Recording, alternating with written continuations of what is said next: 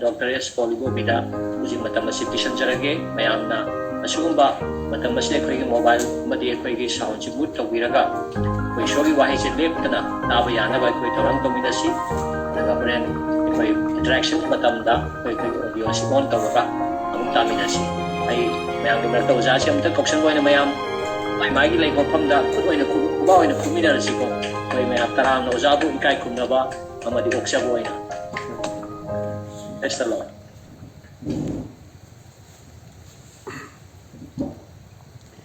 Namaktada Sargamalem Punamak Pusembiba Ipalagi Toiba, Ipolagi Toiba, Shinadama Puibo Titibi Jazz Sing Namagi Magi Maron Maming Tongan Tongan Koguna Kurum Nariba Bible na Jehovah Hainako Ipai Mogo Like Jungi Toramishida Yabi Bigidama Yama Tagacheri Ani Shibada Nasigi Jungi Mapana Wapau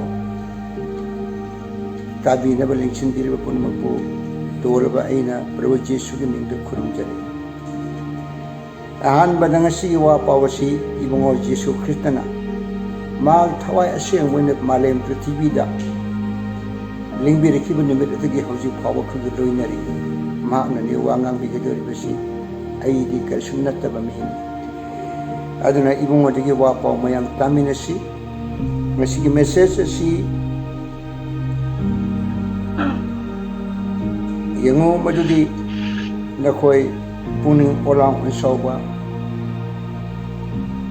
Togino Highway subject Adoni Prabunang Bigaduribasi Aduna Ibon Wadama the Machine and Nabagidama I couldn't hack them now Ibon on the Hajaminasi Hallelujah Sinful Wang Tora by Quipunamakipa Yai Perendi Ipava Koloi Milena Wang Kaiba Oh Bashuriba Roibashuriba Sing Toraba Sergalari Paki Pamalanga Toibiriba Sergamalan Sembiba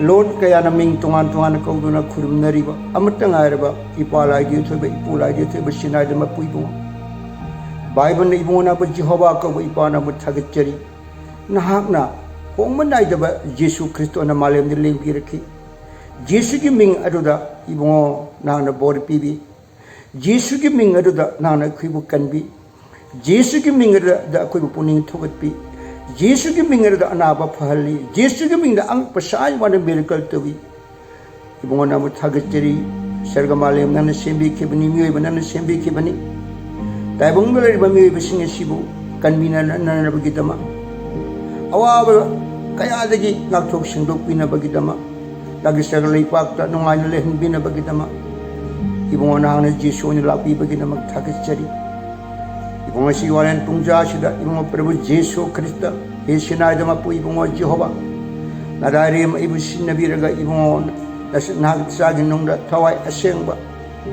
When a little Viduna Nak Nasam Sagin Nundi Ngantopu Why is it Taba Singna? What you consider board Pamu when view, Persinum Sangwa view, and I can view.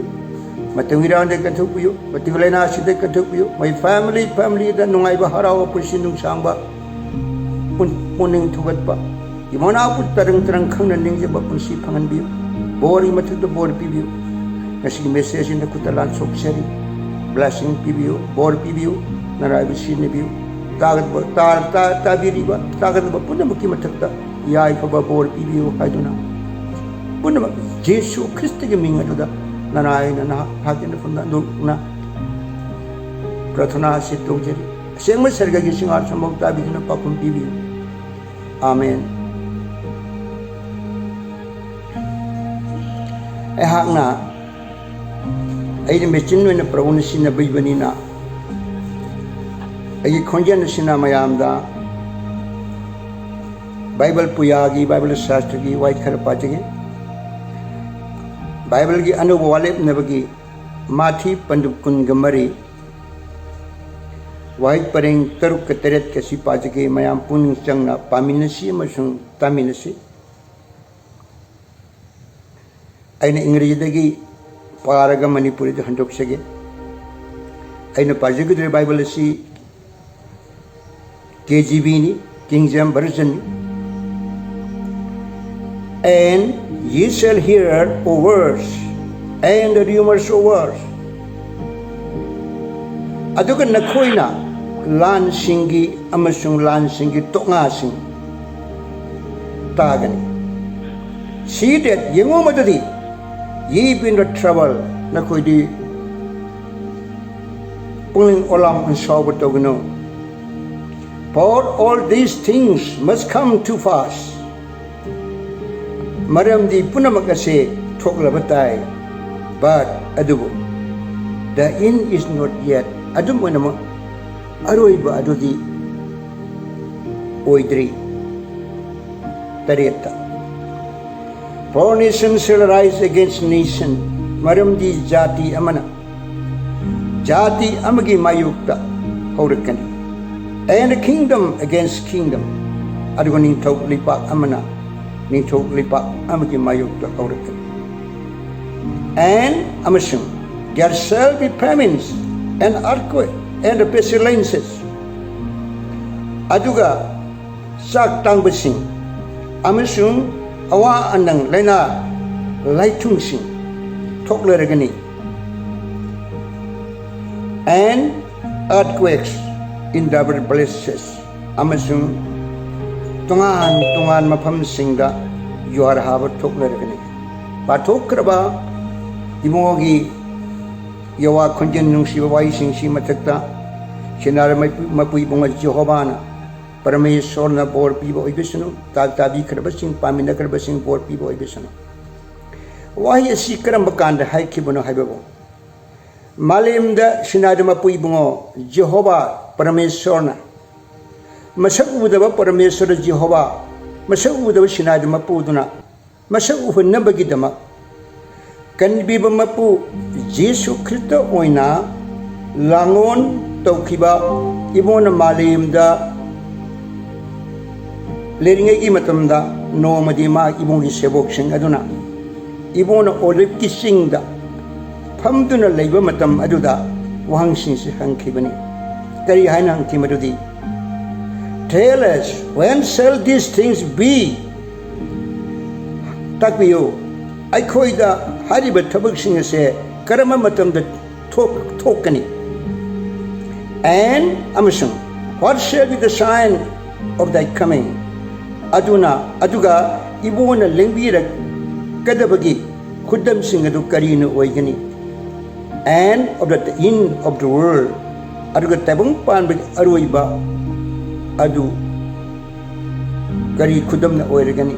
Amanjage amasung malem tabang pan bagi aroibagi matam amasung ibona lengbira pugi khudam ado karina oiragani aduga karina oiragani haina makoina ibonga Jesu Kristo sida hangbani. Jesu haiba sidi asimamaki Greek londa yota yeta sigma American absolon sigma Jesus haibdi kan biba mapu Krista haibdi ningthoren haibdi koigel londe lining tho haibani. Udaba sida mapu Jehovah Parameshwar aduna Jesu Kristo na laku matamda Jesu je udaba sida mapu duni Jesu si Parameshwar aduni Jesu si lon khudim na tongan bington kurum nariba aikona Jehovah ko ibungo aduni. Jesu na haiki John panduptara marigi mapanda whosoever have seen me have seen the Father. Aibu urba mi makhayaduna ipadu uri karam ipa saramalem shema sargali ipadu uri sin. John 10:30 ne kari hai I and my Father are one. Aiga ipadi samatani. Isod je thawai ni John 4:24 ne kari God is spirit. Sorry thawai ni.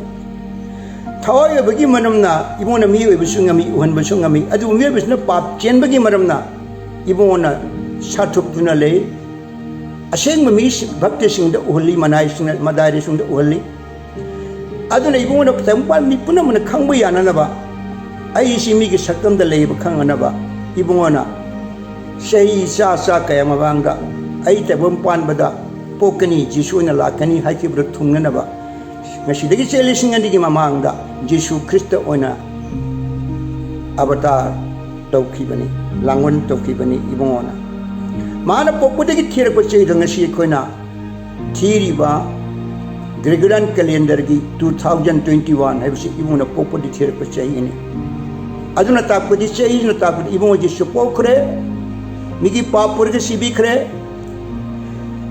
migi aran khbam pibi maga sargada chakre amuk magi thawai ase man hingal mutung yang khaini subuni bila to Greek on the Pentecost ko Pentecost ki nimita iboni thawai lakhi ana Yesu abati yota yeta sima omrikon absilon sigma haji yota yeta pulga je kontok thoi sigma omrikon absilon sigma ulakan Jesus sign ingreji da hai manipur de Yesu adikon halisin hai badi kan be pun tasem de Yesu hai bane Yesu hai bisi kan bi pun Yesu hai bisi maming tapa matam da but cheli lies phat bachele hekaya kapsang di aki yuti gi kalli awab de kalli maram di mak sembi ba mapuni he is the creator saramalim sem mapuni lai sing be sem mapuni mi sing be sem mapuni he is the creator ana Jesus sik kari gi namak rapun hoibu mi gi ishwar ga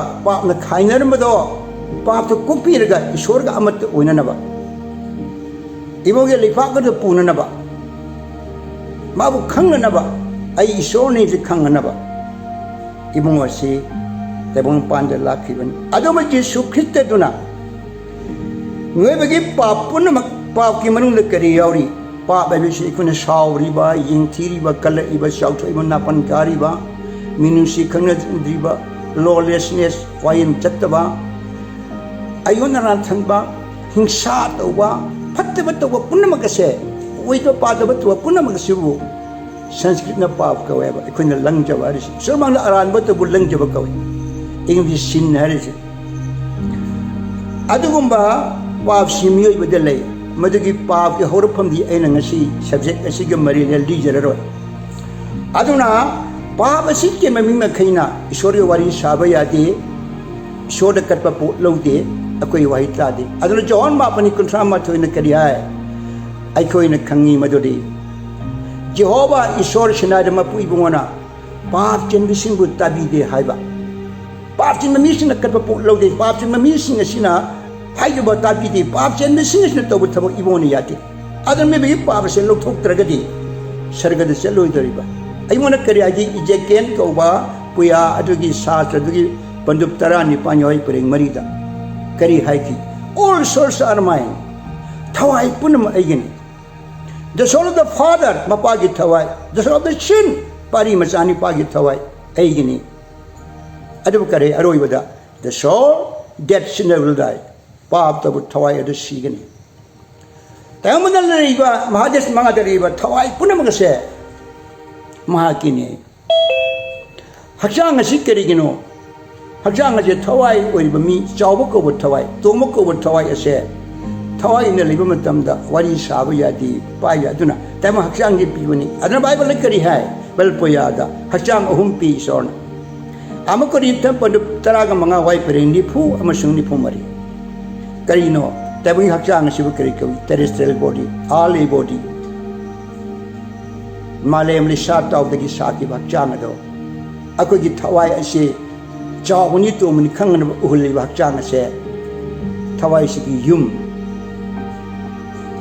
temu pang hakjang adan sikari gino isai su po ngana ba dharan dala thamana bakjang amadi aseng me real person de karino first concern pandup tara mangai pring ni phumarida a spiritual body akhoi manung de yari ba thawai asigi hakjang ase ni thawai gi hakjang ase akhoi na ngasi gyan tari ba wari shanil je thawai sil lebigini mas asing ba person ni thawai ase ai hakjang ase malaka thoki matam dadi hakjang ni sirigani horen thawai ase jangma matam dadi hakjang ji hingani ahing ba je kara de yawi thawai ni hingi sikari gino Aku thawai ge la phamar ishor se eternal Holy Spirit eternal God lo manai daba paramatma lo manai do parameshwar lo manai daba Jehovah Loma night of Soroni.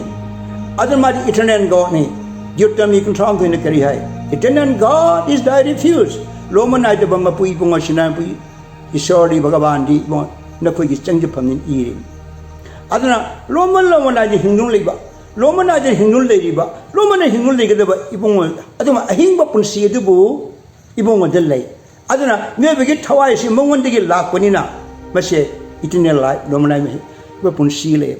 Adabo, me when a taboo pan at Hadokomatamda. Hashang a city, Lipak take Sabina, Pume, Lipak one running. Maita, open road, get the Lipak Kingan. Adabo, Lauri, but Hawaii say, Hindule, but she had no life after death. Hashang a ship and she chill or Butunga. Roman night of Punshimale. Eternal life. Punsi say, Anini. Amana Loman wana. Single leg at the Punsiama. Amana Loman Naidana. Nuaina, the Bungali Shumana. Single leg at the Punsiam. Hado Punsi in the Simanuda, Tabun Mina Chatkani. Hibidi, shown the yard of Pop seal, but maybe Papa, she cooked a singador. Mado, Luman Naidana from Mother Chatkan. Lomana the Himba Punsi, she the Wabasi, they get about Amadi, no I was she Pangway the ba. I think Tower is in Romana, no I don't get about the Pangway the ba. Bob Harry said, but she will look for Darkar away. Paki Marum the Teriyari, Bob Hikamatam the Maybe say, and she see it, and Ishuna, Paki Marunda, way in but just man, as you have number A, B the punishment than deep people live. Purala Dimasana than the Viola get and deep people. Me Hazard divide like a deep fever. Maybe should do it. Maybe keep Papa, she cooked her body, Papa should look cooked her body. Papa came on the Wayan than this, Masana when you out there when you put them anise. I don't maybe say, Papa should look cooked by Miss Changba, solely Papa said, carry maybe she Papa, and not the eat the Papa Changraba. See a whole buggy worried in the leisure around. I don't know. I don't even wanna. Wayan got about the Jova is sourcing item Mapodoni. Can be got about the money, Saraki Mapodo money. Aduna mana Jesu Christo in the laga migi paps and look for people like one. I could let you papa say, I could give pack long look for Kanda. Why in the young one look to ye? Even one hati, maybe you palga popunati. A shamefully shabby should the good ba, a shameful good baduda, pap yaudana, Ibona. Miriam go be magi, ayaba, permission yaur, with the popunati, the permission loading. Permission Lorga, Ayab, the Eurocan, even Pap Yaw the Jama, Maggie Novom, the She Mirga, Maggie Tawa, even Premier Soram Haki, Shinada Mokmagi Tawa and She of the Laga, Jishu and Iboma, Samang the Purin. I don't want my wife and Maponi, you want to carry Haki, Matitara, again Nip, Matipani wipering Taragan Panda. Jesus came and spake unto them, saying, all power is given unto me in heaven and in earth. Aduga Jishuna Lembi Lami, Makoida Wasi, Haiduna, Nambi Lami. Sadga Masung, Laripa Masum Malim, Pretty with the Ligua, power, Bangal Bomnama. I want to be there. Why and get about the money? Can get about the money. Noro Tata get about the money. Temopan the Lena Pan get about the money. Lena they can get about the money. Sargagi the Pan get the Pussy get about the money. Prithivi the Loman, not Prithivi is the must Punshi sang hanging about the money, telling about the money. He's the Lord of heaven and earth, Monk Sarga Prithivi Mapuni. Adana Magi Makutta Sarga Prithivi, power Asipai. Aduna, Evangelist Christian Nuxira Duna. The Bumpar me Punamaki Pa a share. Manashem Marhapatawaini, Manashem Hachani. A quaby of a game of Pudo money. Can be good about the money, can be rid about the money. I couldn't let riba, is sorry, Kui Prahnata riba pub. Why ain't good riba pub? I don't need sorry man, I'll tell by Yadriba, Sugar Larry Sarga, Kaba Yadriba, more than a papa say, you want a pack long look up, but look up Matamda. Why ain't the mushroom than the young Lotoga? Pap yaw the Baimoy Masada, or a hijil like a puri banini. Sarapum Prithivi Mapudona. Pura the Dore, Kogi Mahutta. Crossing Maram de Sanangang Zumina. Ibuno cross kay no reconciliation sign isor gi miga pap to ko phuk bir ga isor ga yanahan ba punyin nan ba molam ba dor singtho aga isor di aseng sona hai masi yere na koi sing maram di ai di aseng mani kari hai be holy for I am holy. 1 Peter chapter 1 verse 16. Aduna 왜 생한 내가지 막이 타와이신이 살거들 나고 야로 있더니나 밥시 로인 럭토만 합자만 거의 뭐 헛다 너무는 우신 떠보동나 오히려 부라 크로스다 핫록분이 마이는 잠톡분이 품진 개분이 아동기 애기 빠게 분시세 지수나 부르가 크로스다 핫오가 막 생바 이도나 잠토아가 밥jen바 이르디 잠토고야 돼 밥야도 비소르마기 이도나 잠토아가 품진 그래 Humni sudah bab yau dan Yesus ki hinggat le. Lo ne hinggat banate. Basi hinggat basi amuk chadok litar di matam si kona di ay nang jararon. Ay hinggat ba matam da kadori ni mini phuni tabung pan bada ay hinggat le khang na bale rami. Aduga kadobotai. Mana hinggat basi meri ki prung di polok patai ba haksang du hinggat banate ba.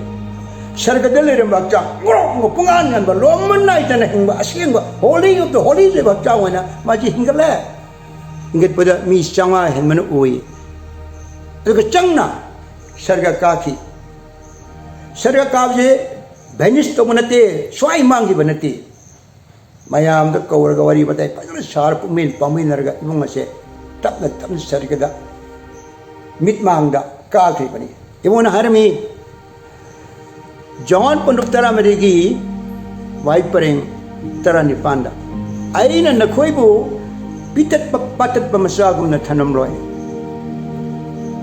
Aina Nakoibu Pitat Patat Pamasagum Hayudi Mama Mapala Jedraba Ngapi Shinminaba Latraba or Thin Gumna Yamna Wana Nakoibu Lele Kari Hai I would not live you come for less I'll come again. I mulakani. Ibo ne hingal mate yang kai shubun na mitse sida. Ibo ge thawa ya se. Sarga di ibo ma jesudi leri ni. Magi thawa ya thare ya. Kari ki dama na ai ha pu loina na ba kan bi na ba. Aduna kana awu je shubun ai kan ma puni so ni na mongonda pa haidu ga dopsin jara ba jisul sin ma ha ga do. Magi pap Jesuna pap ko phi khraba magi thaja pap ko phi rami degi hakchang she magi mandi ning na sanglen oyaba sar se thui hakchang ase chi manung da bungo magi thawai aseng ma thawai ko na laga ai hakchang manung de changaga ai pap ko khraba thawai si ga leini ne adani isor phung ba haris leini le ba matam da chare chamin ni timi ne chale chamin ni ma lei ba hakchang ase da leina changba yaroi Malay ba hakchang asida kariyum da phatabam da tobu yaroi malay ba hakchang ase man protection kan bi gani ba matam punamakta aduna hakchangi mari da ngang da basu mayam le adu masingang jaroi aduna ibo Yesu Christ sina sarga da karb da magi thawai se thare khugel lemini ibon kari harami The moment that I won halakigani. First time Bethlehem the Ibongo Langon Tore. Second time Mount Olive Chingtek Ibongo Laka Germany. And you should be one of Linbir Gadosh the page and Nilay. Amana Carino. The Kankang Dana Palong na Lakpa am. Adu Lakudo Pong a Laktoring, Adu with Kankang na Lakpa.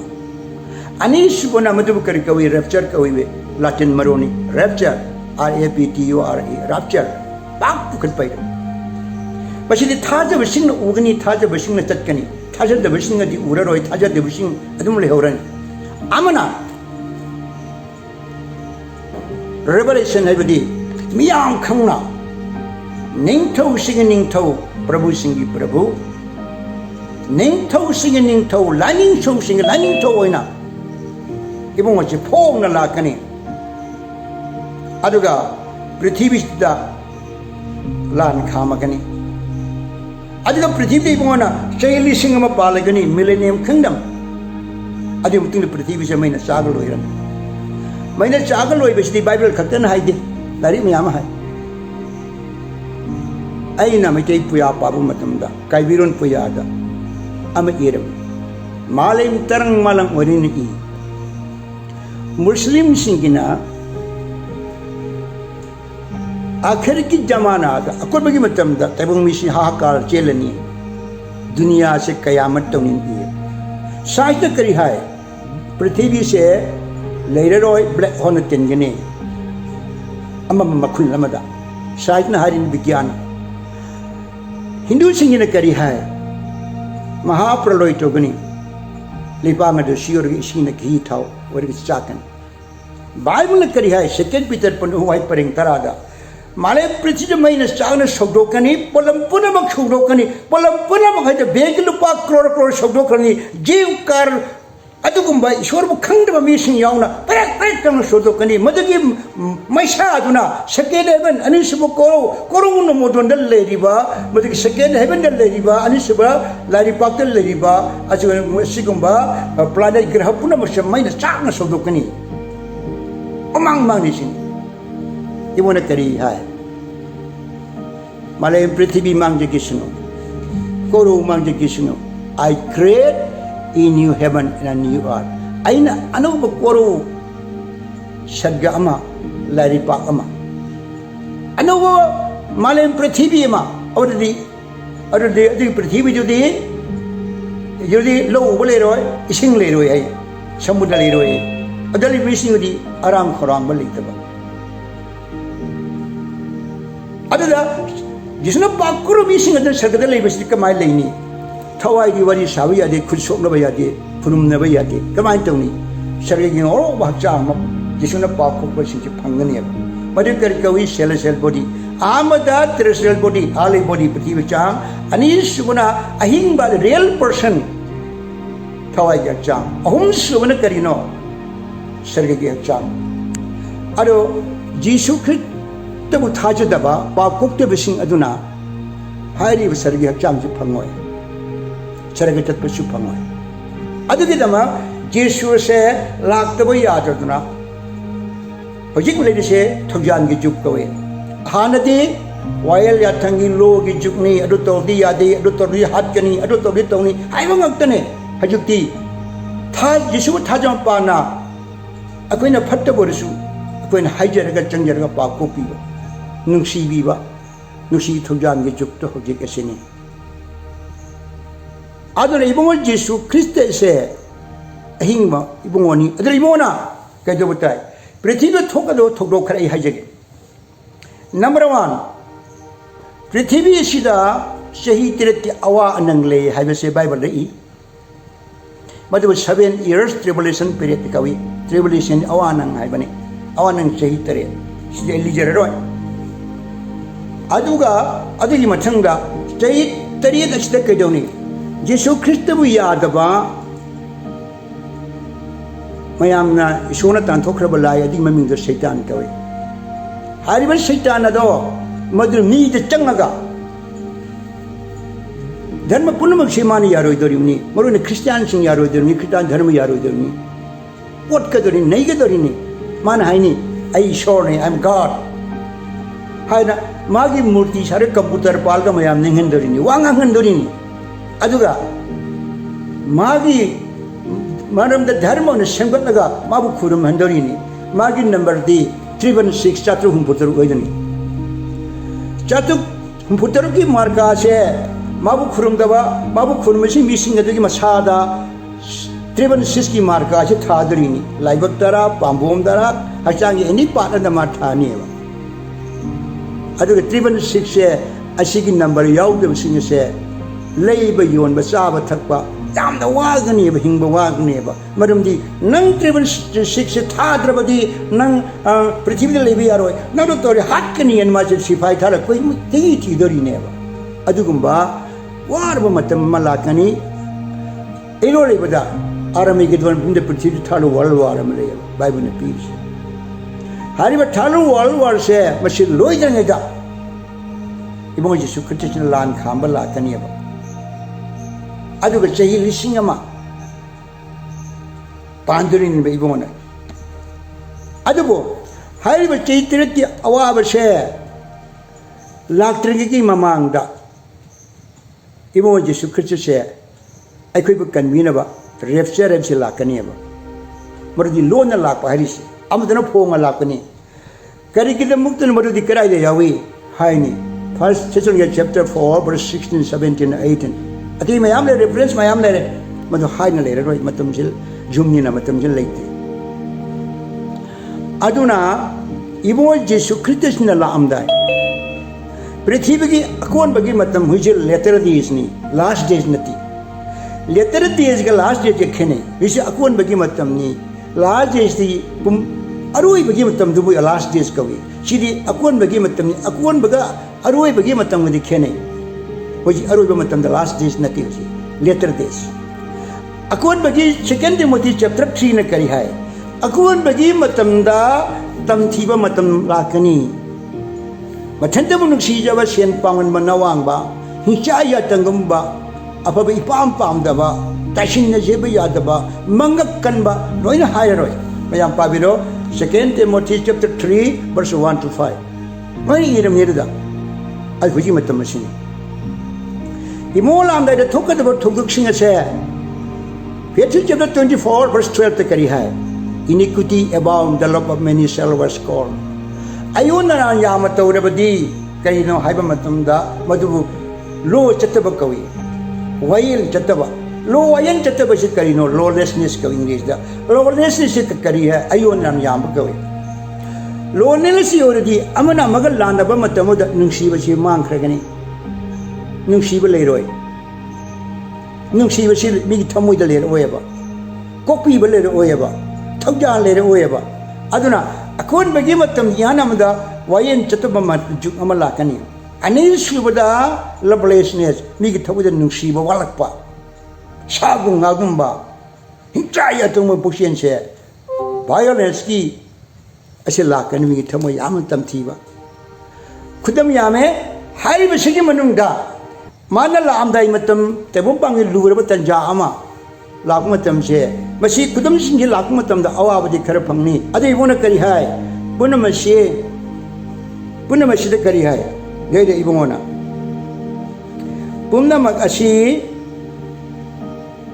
अवा अनंगी अहोबनी न इबोना हाय असै कोइ मथकता आई Koyna पाग्रे for all these things must come to pass but the is not yet पुनः जे थोल बताए अरोइबा अदु नट्री अदुगा करिना हाइबदा हिदैदा इबोना करी हाय see that ye be not trouble yengu नखोइदि मिपाय गनो oolong मसाव गनो हाइबसिदा trouble सिदा करी हायरी तम पांदा फोकदबसे अखोइना verse 7 द करी हाय मेथ्यू कुनमरिगि तरेता इबोना लामदाइदा करी हाय there shall be famines Sak tang basing tokani and the pestilences awa anang laina laitung ana ayek tokani sin laina makan tokani sin aduna pestilences sabsi laina khaktanati awa anang angak pa thokdo wathok yauri bani sing kindharga yum thude ke mi hatpa lekba kindharga mi hatpa samudra di jahaj chuplo khurga mi एक चा से हाथी हाथोपा tsunami गुम्बा flood लागे इसिंग साउथ मी से हाथपा युम थुदेपा अरदी यंगर ngara handa असम दा ब्रज तारगा ब्रज से लाइटनिंग एदुनी मदो तारगा समुद्रा निपान हाली बिहार दा ब्रज तारगा म्याम हाली दो असिग मथोदो बथकनी अमना मिवे पने यंग मंगम द वार बलेना ले थुंखि लाकनीबा कादी आंगल तो कोई अंगांग नोरी मतम द कोइदा टीवी बलेना जाम किरमी अरुम याम द किरमी मतम द कैंसर थोरे द एज थोरे ngasi कर मतम द अंगांग क्वा हा अदुगी फीवर बर्ड फीवर हा अदु फीवर बखन बखन जि लाखरे हुजिक करी मुरे कोइसे हुजिक मतम द कोविड-19 जे म कोइ रख थोरे कोविड-19 से थोड़ी सी करिगिनो कोविड-19 से करिगिदम तो थोइनो है बदी मसे मियोय बना मसे याम खनबम थोया अदना COVID-19 si thokani haibasidi maming pandra hairam dargasu pestilence laina laitung haiba sida ma yauri bunini laina nina mase the COVID-19 ko laina makhan thorakani jin chawu thoraku yai pritana gangni isortana kangi mada haiba laina thung singa se thokna namang ni imang na mi cha sirbasu sida kari hai bune see that ye be in trouble yango the khodi mi pai no puni or saw no wa no kari gino haiba tadi trouble la doi wa gano kari no aina na khoi bakan bi gani aina protection to gani aina na khoi bu loina gani matam punamakta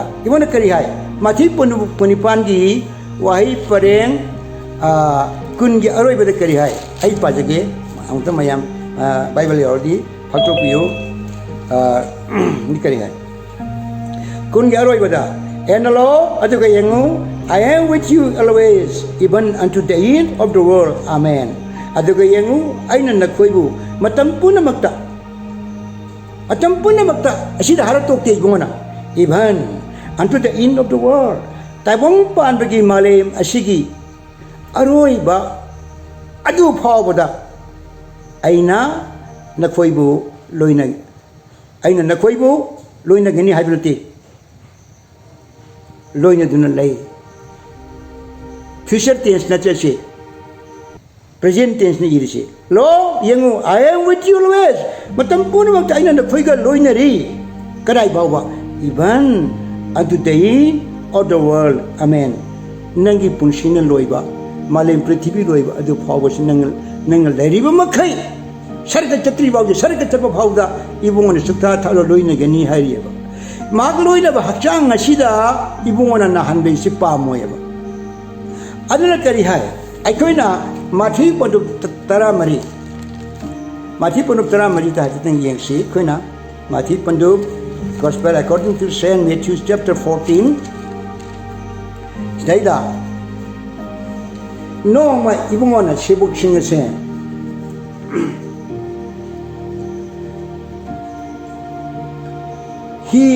hi amada samudrada no hoy asigi wang ma dege sogi wang da lan thu amu haide ibona thodaya ba peter su yawe marda sibok singa sina hi da tongaga samudra sida makoina lan thokpa matamda iboni matam singa chakrabani ibong watanda laikhrabani ibong yautuna makoina samudra madu ahingi matam worakle mon sum hi tonga la ko sida samudro sidi kari tawi ising gi ipom wave ase yama chong la eba chong la khar no wave se mayam chapira mani mumbai chapira mani ai chale mumbai ge chobu samudra mumbai gi bisti yen biyo madras gi mirina bis yen biyo ai chalo bang tani hare che jaga da world gi ai Netherlands chale magi samudra yengore haibi samudra sing shau che sumati kiye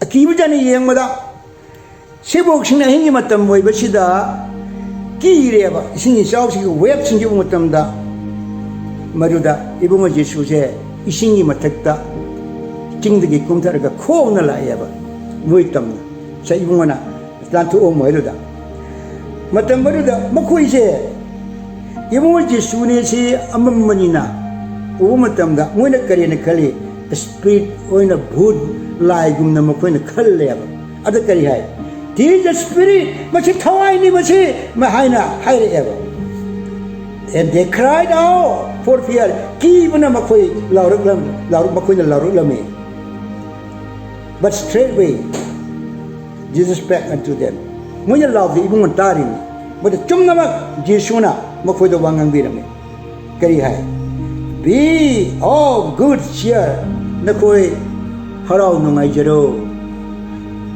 karigino ichagi pomu du bukan bi bangamba dong nusit kan bi bangamba aki ba bungamba mapu dola sini ada no harau nungai jero iti jai ai ne Be not afraid, Gigano. It is I, Aini. It was just when the white prince Taramari the Kai, Moshi the Ibon Giovanna Kai, Sinai Mapu Ibona. I am indeed, I am that I am. Matam Punok the Hindu Riba, I have a Ibomodo, Aini, Naipai, when I am Sakamara. I said that John Nipan committed the Kai. Ibon Mark to Aidi when a queen of Tarzan have been with Pata Shini have. Jishuna.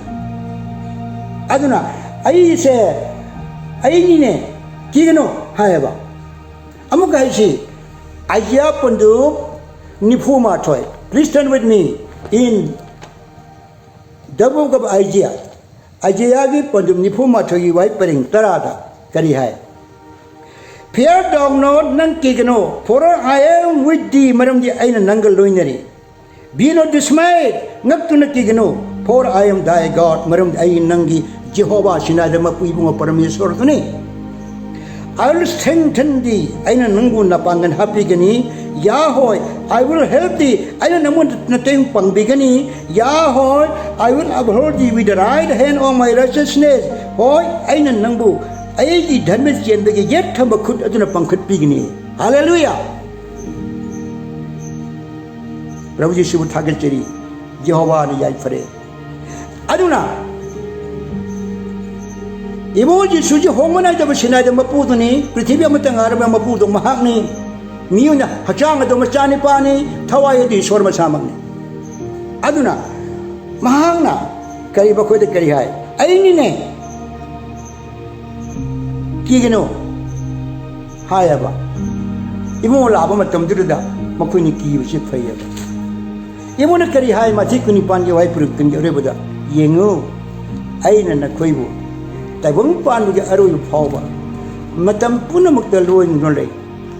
I never could put the part of themselves from Tanamloy. I'll come again. I don't mean Matthew Natana, sorry, John Taramariki, wipering Tragani Pan. I will not let you capoles. No, we know I hand in a tamoy. I'll come again. I will cani. Manatoy in a language for you doing any. Karabawa, I am pretty or even Sargatri Power. Sargadel power.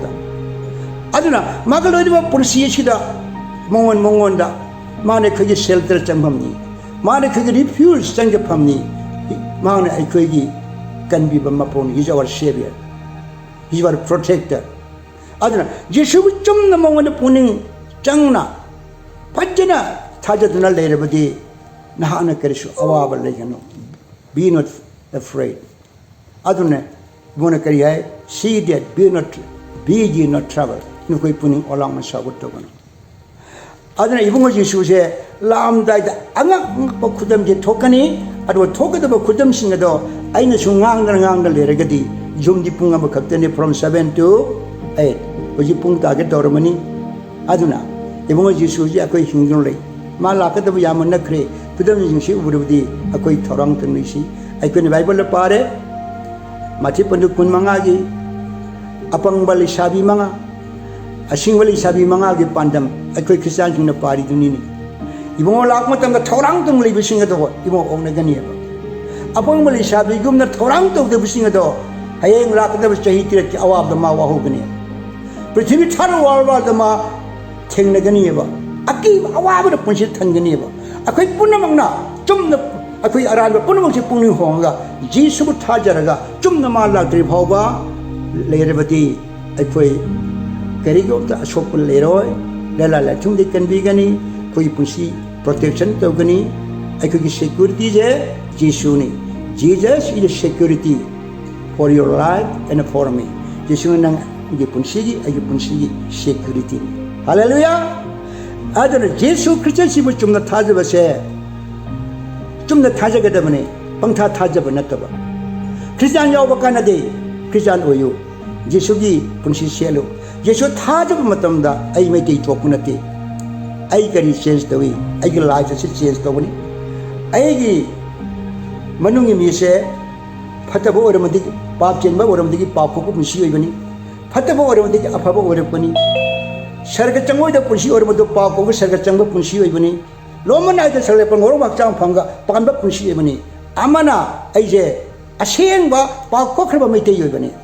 Sorry, Machani Pamachani Pi Ibani, Koise, Jutaj Basing, Brahman Sing Brahman Ibani, पाप चलेंगे अखोना हाइबा बताजी पाप तो कोक्रजे अखोई ब्रह्म मसकुम ब्राह्मण होरे ईश्वर जी फंगदौ अदुना जीसु खित लाकदा याम नखरे कोई पुनिंग वारिसी इबोन हुजी मांगखिब नती थवाई असेंबो ओइना पवित्र आत्मा ओइना खुइरक्ता नंगी हक्चांग मनुंगा एग्जाम मंग लेरिबनी मांग लोइनरिबनी मान प्रोटेक्ट तोरिबनी आई हक्चांग से मन गापी सिंबिगनी थवाई गापी सिंबिगनी कदाई बाबा until we go into heaven चलदा कोई चत्री फावा अदुना तेमो पान कोई पुंसीदी सही सांग कुंडल लोरे कोइना फमथंग फंगदा पुंसीदी लोम नायदना सही लखा लखा सीदना हिंगलिबा पुंसीदो सरगदा फंगदरिनी मंगदों लेदों नते ताइबंग लेबा सुमन ज्ञान तानसरी ओरो हक्चांग मपा पालगा लोम नायद हिंगबा पुंसीदो इबुंग जिसुना पीबनी अदा कोई फंगदरिबनी अना जिसु लाकदबा याम नखरे ताइंपांग अवाबा मतम लाकदवरे अदना खुदम चिंगसे उबरबदी अकोई पुनि होंगदमना पुनि होंगगा पुनि होंगसिंग चमना थाजरगा पुनि कोन होंगपसु हाना होंगपसु पुलपने अखोई ईश्वरगा लेपाकीदम थबक सुसी प्रभुगीदमक्ता कोई हिंसी प्रभु जीसुना बोर पीबा ओइसनो अदोंगी इमुंग बोर पीबा ओइसनो अदोंगी मरमना अखोगी जाति सिंगसी बोर पीबा ओइसनो मणिपुर पुनो बोर पीबा ओइसनो जीसुगी मिंगदा आइना प्रभु फमदा मसी आइना नोनजबनी मयाम पुनबुगी मथक्ता बोर पीबा ओइबसुना प्रभुना पापा ताबीबीगीदम यामा थागसरी God bless you richly hallelujah amen.